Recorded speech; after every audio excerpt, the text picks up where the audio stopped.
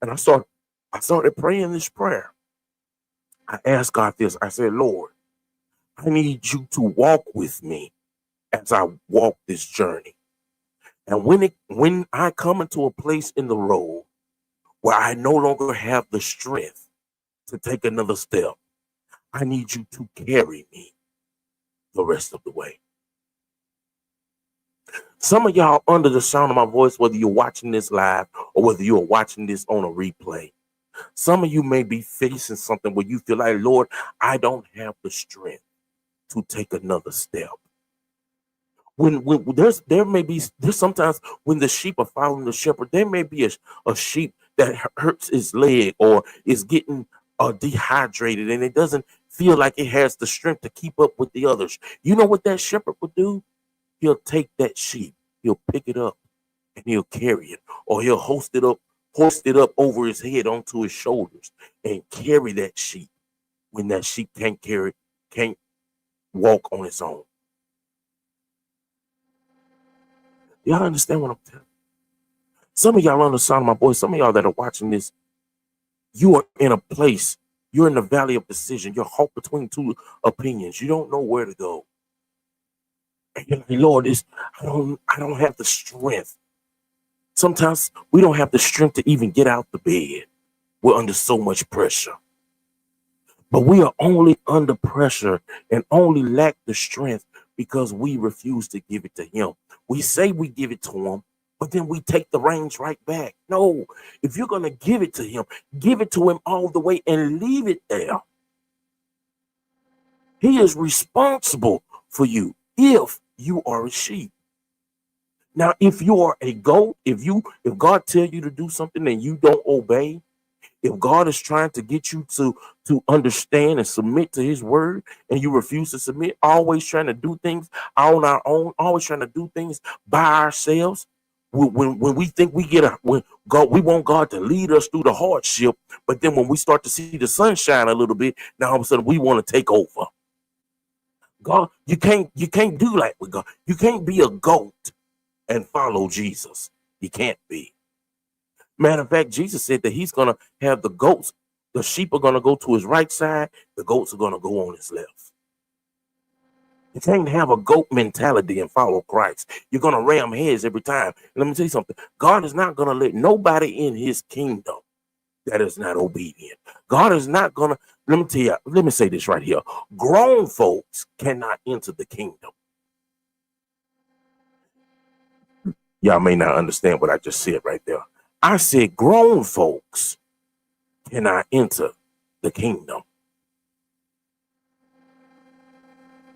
Jesus, the Bible said that the time came where the disciples were arguing amongst each other about who would be the greatest in the kingdom.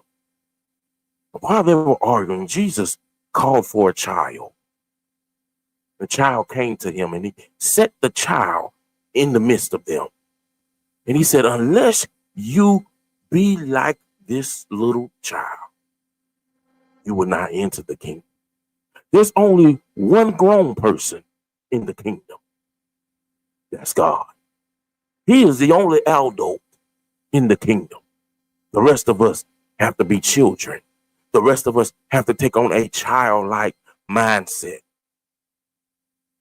Let me tell y'all something, man. Do y'all understand why it's so easy for your children to come and ask you for stuff? It's easy for your children to come to you and say, Mom, I'm hungry. Daddy, I'm hungry. Or Mama, I need shoes. Daddy, I need shoes. Or Mama, Daddy, I need clothes. Or Mama, Daddy, I want this video game. Or Mama and Daddy, can I have this iPhone? Can I have this tablet?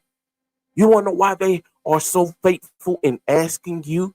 It's because they believe that you will provide whatever it is they need. That is why children have no problem having faith in their parent. Why can't we be like that with God?